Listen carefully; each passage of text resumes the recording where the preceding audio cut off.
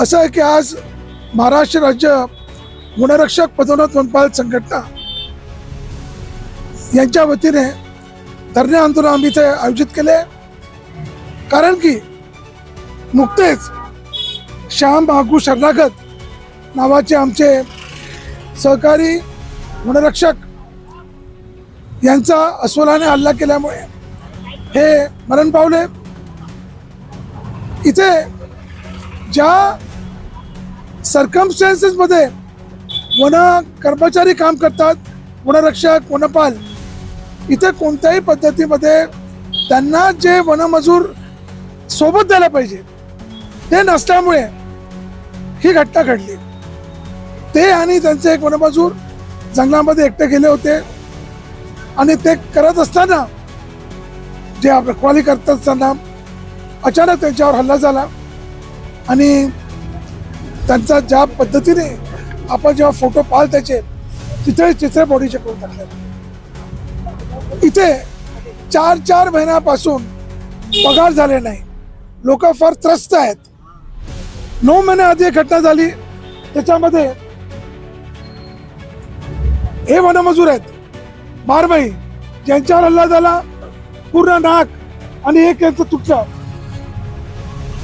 इथे तुम्ही पाहाल अशा टाईपचा यांचा हाल झाले होते, त्यातून कशी तरी बचावले।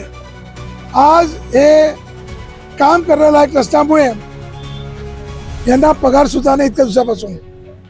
हे परमनंट कोर्टाची ऑर्डर आहे, तरी सुद्धा यांना कोणत्याही प्रकारे या वन्यजीव गोंदिया नवेगाव नागझिरा ज्याला म्हणतो आपण NNTR याच्यातर्फे कोणत्याही प्रकारे यांच्याकडे हे राहून गेले। हा माणूस रडतोय, फार बेहद आलायचे। इथे जे सरकारने 25 लाखाचं जे कोटात दिलेलं आहे की तुम्ही मरण पावले प्राण्याच्या हल्ल्यात, तर 25 लाख देतात, अतिशय क्षुल्लक अमाऊंट आहे। हा अमाऊंट संघटनेच्या वतीने 1 करोड व्हावा अशी पहिले मागणी आहे। दुसरी मागणी म्हणजे वनरक्षक वनपाल जेव्हा जंगलात जातात त्यांच्यासोबत कमीत कमी 3 वनमजूर पाहिजे, जेणेकरून ह्या ग्रुप म्हणून जेव्हा पेट्रोलिंग करतात तेव्हा सेफ राहतील। ते अजून काय मागणी आहे आपली?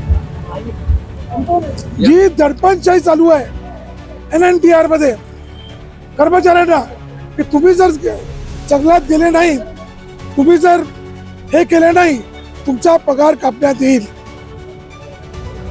माझं एकच म्हणणं आहे, कर्मचारी काम करायला तयार आहे, पण अशा घटना झाल्या त्यासाठी कोण आहे दोषी?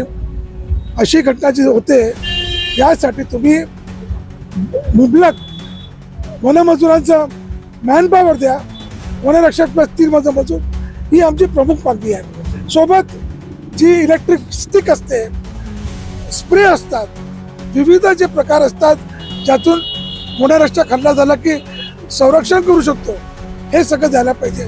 हे कुठेही काही दिलेलं नाही। आज आपण 1 दिवसाचं धरणे आंदोलन केलं आहे, शासनाकडे विविध आपल्या मागण्या मागताय। जर या मागण्यांवर विचार झाला नाही तर पुढची भूमिका आपली काय राहील? आज तर हे ट्रेलर आहे, पिक्चर अभी बाकी आहे। आज आम्ही इथल्या ज्या NNTRच्या फील्ड डायरेक्टर आहेत, उपवनसंरक्षक पियुषा जगताप मॅडम यांना आता निवेदन देतोय, त्यांच्यामार्फत पुढे हे मुवमेंट होईल।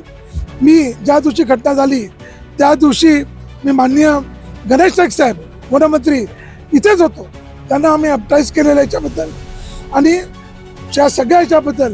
हे जर झालं नाही तर महाराष्ट्र 1 दिवस बंद राहतील, कर्मचारी संपावर जातील। जे श्यामू शरणागत आहेत ते शहीद झाले आहेत आणि त्यांच्या परिवारातील कोणत्याही एका व्यक्तीला शासकीय नोकरी मिळाली पाहिजे, याबद्दलची काही आपली भूमिका आहे का? अशा प्रकारची काही मागणी आहे? आत्ताच येता मी तिरोडाच्या आधी त्यांचं जे गाव आहे तिथे त्यांची पत्नी आणि मुलगा आणि मुलीला भेटून आलो। मुलगी BAMS करते फर्स्ट इयरला, मुलगा 11वीत आहे। त्यांची मिसेस जेव्हा विचारलं त्या म्हणाल्या की माझ्या मुलाला नोकरी देण्यात यावी, परिवारचे लोक होते, मुलगा 11वीत आहे त्यामुळे लगेच ॲप्लिकेशन करून या अनुकंप तत्वाचं ते करून एकाच वर्षामध्ये त्याला फॉरेस्ट डिपार्टमेंटमध्ये नोकरी तातडीने लागेल. जी लिस्ट असते ती सोडून ज्या दिवशी तो कॉम्पिटेंट होतो त्या दिवशी त्याला नोकरी लागायला पाहिजे अशी आम्ही मागणी करतोय. टार्गेट ठरवून दिलेलं आहे फक्त. आणि विशेष करून आता जगताप मॅडमनी ही शरणागतीची घटना होऊ नये एक पत्र काढलं आहे आणि त्या पत्रामध्ये फक्त त्यांनी सूचना सुचवलेल्या आहेत, अशी ड्युटी करा, तशी करा, हे करा.